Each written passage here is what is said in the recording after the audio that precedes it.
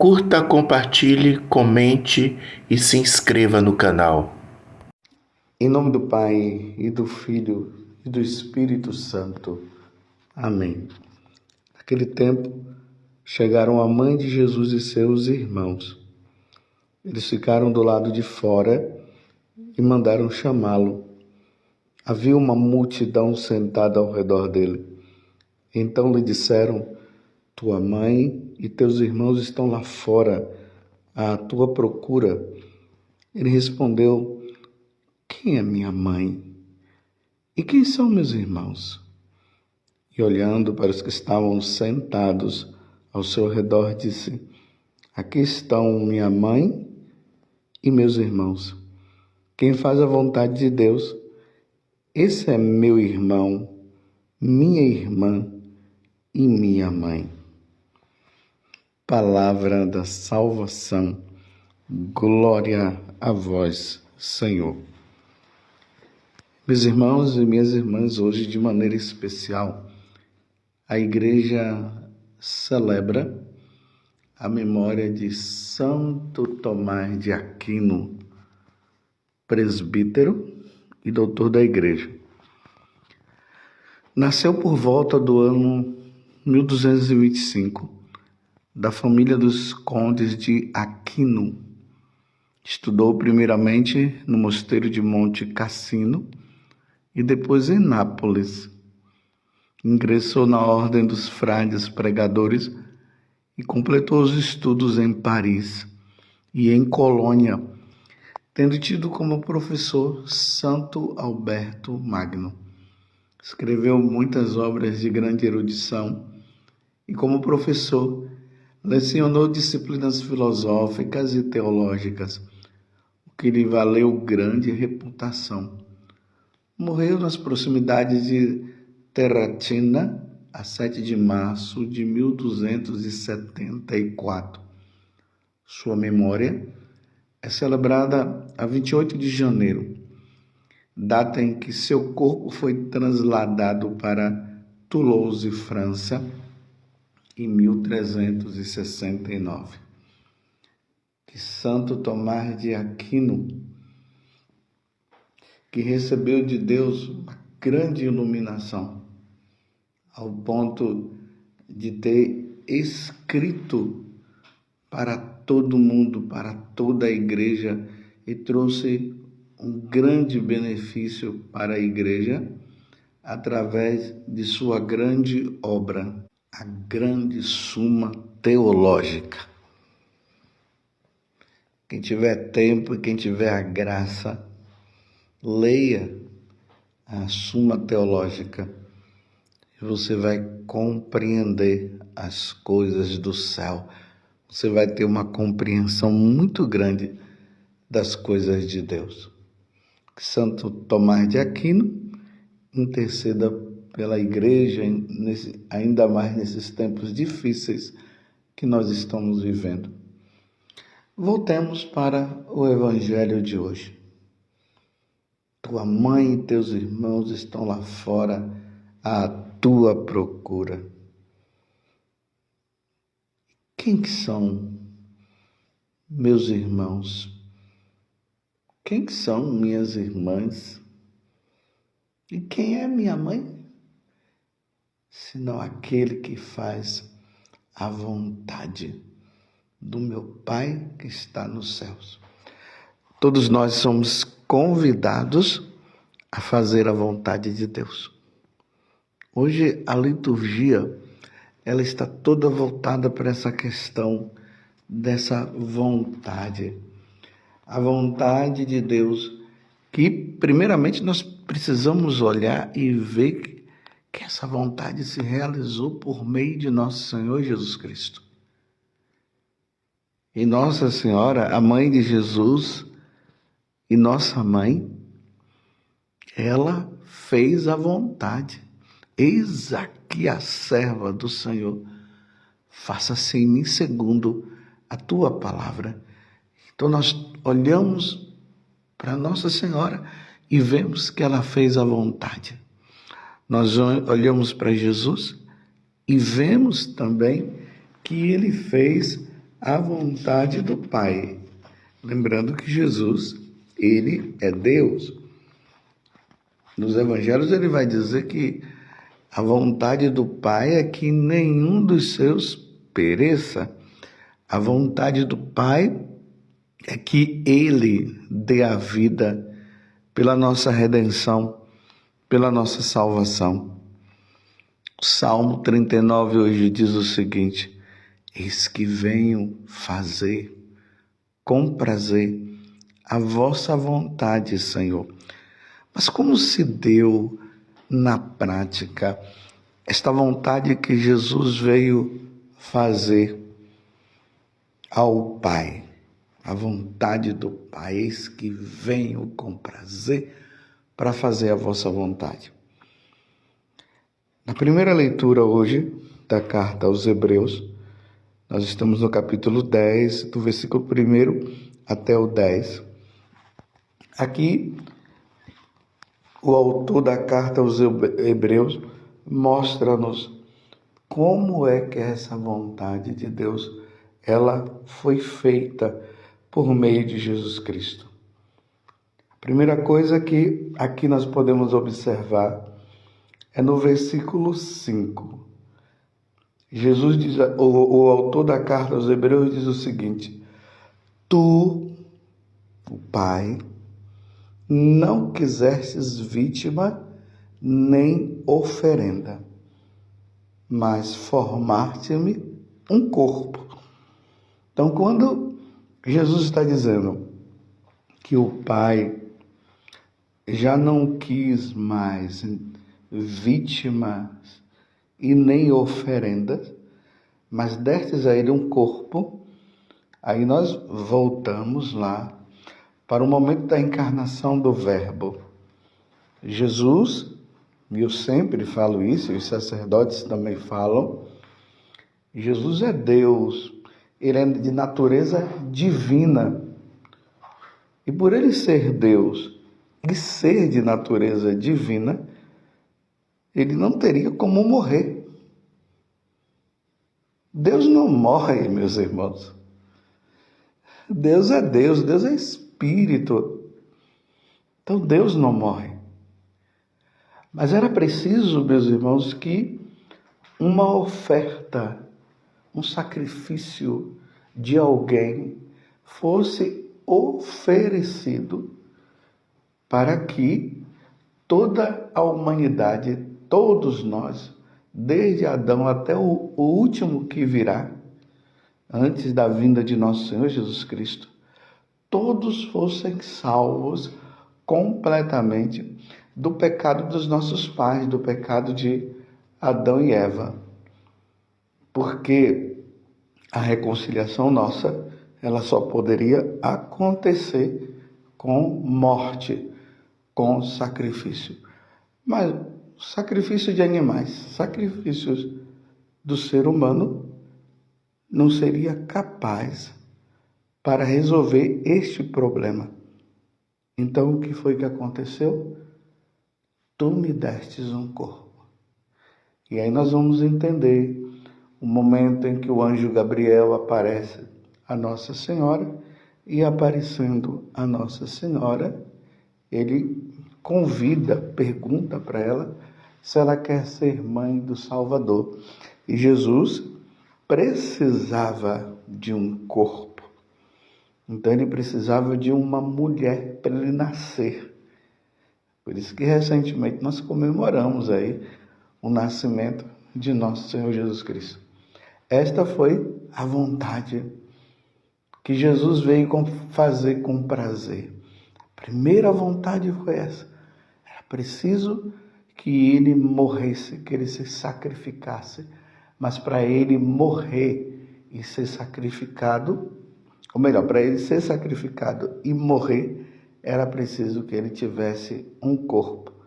Por isso aqui está dizendo: tu não quisestes vítima nem oferenda, mas formaste-me um corpo. Então, o que é que acontecia nas religiões? Tanto as religiões pagãs como a religião judaica. nas religiões pagãs, eles ofereciam sacrifício aos seus deuses com pessoas ou animais.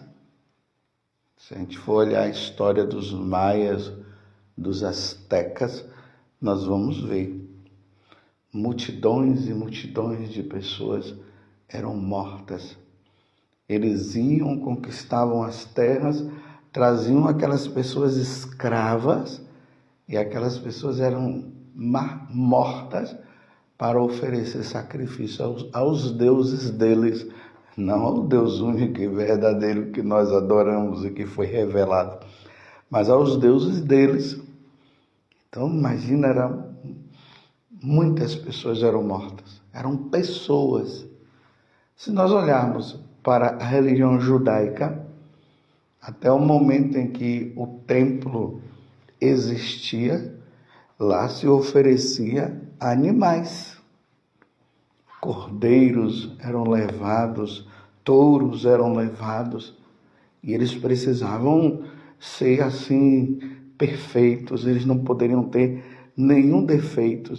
Então ali no templo de Jerusalém era oferecido sacrifícios. Compreendeu? E assim nós vamos ver em outras religiões. Tem religiões assim aqui no Brasil, bem próxima de nós, que eles oferecem galinha, matam galinhas pretas, assim o pessoal fala, nunca vi, mas assim as pessoas dizem. Oferecem também cachaça e também outras coisas. Tudo forma de aplacar a ira de Deus, tanto no paganismo como no judaísmo. Com a vinda de Jesus, agora o sacrifício verdadeiro é oferecido ao Deus verdadeiro. E o sacrifício oferecido é o próprio Deus na sua humanidade. Aí nós entendemos agora Jesus. Aí nós vamos entender também quando aqui vai dizer: tu não quisestes nem te agradaram vítimas, oferendas, holocausto, sacrifícios pelo pecado. Então esses sacrifícios, essas oferendas oferecidas a Deus, quer seja no paganismo, como eu acabei de dizer, quer seja no judaísmo, Deus não aceitou. Não eram aqueles sacrifícios não aplacavam a ira de Deus. Se oferecia sim no judaísmo, mas era uma prefiguração do verdadeiro sacrifício. Então, naquela sexta-feira santa, aí sim, o Filho de Deus, na sua humanidade, ele está ali na cruz e ele entrega o seu espírito. E antes de ele entregar o seu espírito, ele diz: Pai, perdoa-lhes, porque não sabem o que fazem. Então ele pede perdão, ele absolve nele o pecado da humanidade, de todos os seres humanos. Jesus recebe sobre ele a maldição que pesava sobre nós, passou para ele, e naquele momento ele se oferece em sacrifício. Pai, em tuas mãos eu entrego o meu espírito. Pai, perdoa-lhes porque não sabem o que fazem. Naquele momento que Jesus morre crucificado, aí sim, esse sacrifício único, oferecido uma vez por toda a humanidade. Depois vocês leiam esse capítulo da carta aos Hebreus, capítulo 10, versículo 1 até o 10º, ou se você puder, leia todo esse livro, essa carta aos Hebreus, que você vai entender o que eu estou falando. Eu estou resumindo bastante. Então, a vontade do Pai era que Jesus tivesse um corpo para ser oferecido em sacrifício pela humanidade. De agora em diante, meus irmãos, nenhuma outra religião que ofereça sacrifício é aceito por Deus. Nenhuma, ouça bem o que estou dizendo, nenhuma religião fora do catolicismo, aqui está o detalhe que eu não falei antes, né? Nenhuma religião fora do catolicismo que ofereça sacrifício a Deus é aceito por Deus.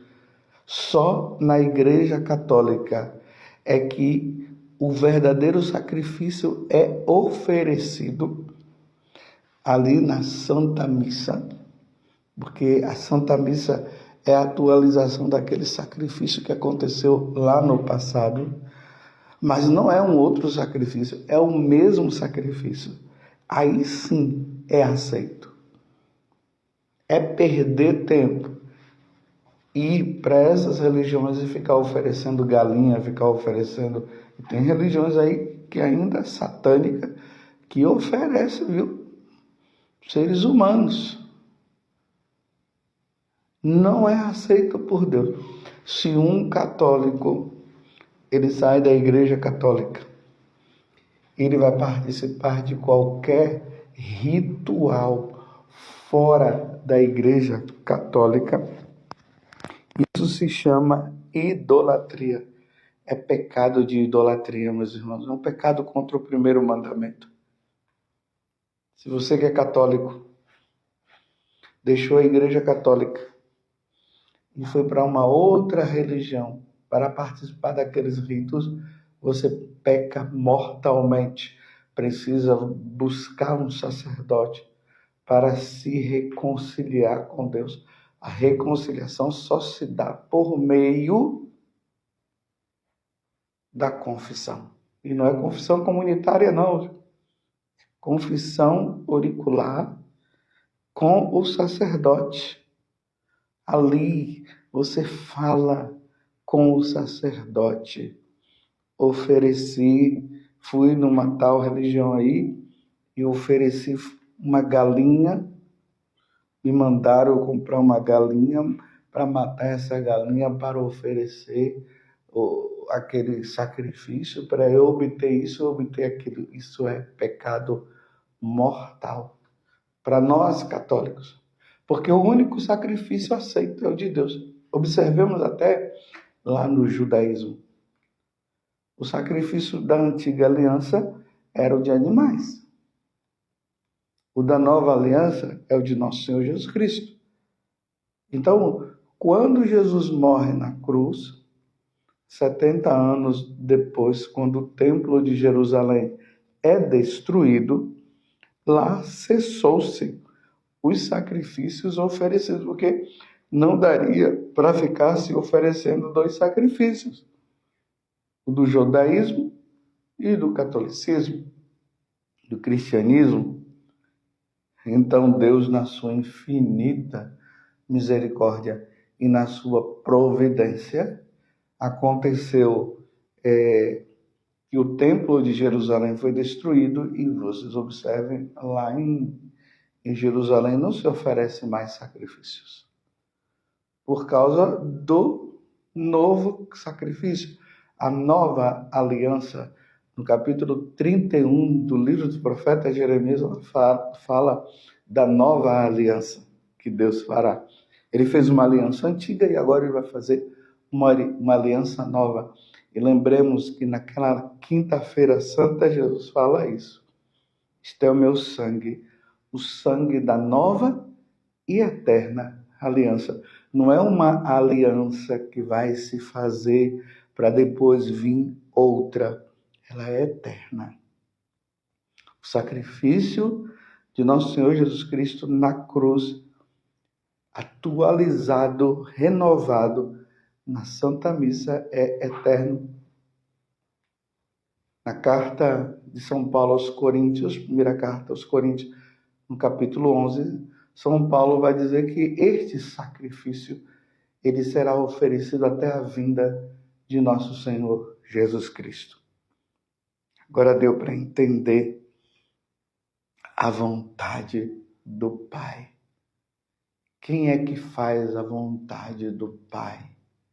É aquele que participa do sacrifício da Santa Missa, aquele que é católico, aquele que aos domingos vai lá com toda a sua família, ou se a família não quer ir, vá você e participa da Santa Missa. Essa é a vontade do Pai, é que nós participemos da Santa Missa. Tanto que o terceiro mandamento vai nos dizer o quê? Que nós devemos santificar o domingo, guardar os domingos e festas. Mas eu já falei aqui também que, infelizmente, existem lugares que as pessoas acabam não participando da Santa Missa, porque dificilmente o sacerdote vai lá por motivo de locomoção, lugares muito distantes. Às vezes é uma missa celebrada uma vez por mês. Tem lugares que a missa é celebrada uma vez por ano, que não tem como o sacerdote chegar lá, ou senão são muitas comunidades que ele tem que participar. Então, todo dia está participando, celebrando uma missa em um lugar, e são lugares distantes, e aí aquelas comunidades ficam prejudicadas e acabam não podendo. Claro, essas pessoas que não podem, elas não incorrem em pecado. Mas aí elas podem estar participando pela TV, pela internet, não que tenha a mesma validade, como eu já falei, e nós, padres, falamos, isso é doutrina da igreja. O sacramento é presença. Tem que estar presente para participar. Mas participando por esses meios é uma forma de não perder o sentido do sacrifício. E ali se alimenta através da palavra de Deus, faz também a comunhão espiritual e tudo mais. Mas a vontade do Pai é que nós participemos da Santa Missa. Esta é a vontade. E que o demônio não nos tire isso. Porque o demônio coloca preguiça, porque ele sabe o valor da missa. Ele sabe que na missa, ali quando acontece o sacrifício da missa, ele é derrotado, as forças malignas são derrotadas. Mas ali também a porta do inferno se fecha e a do céu se abre. Os pecados nossos são redimidos.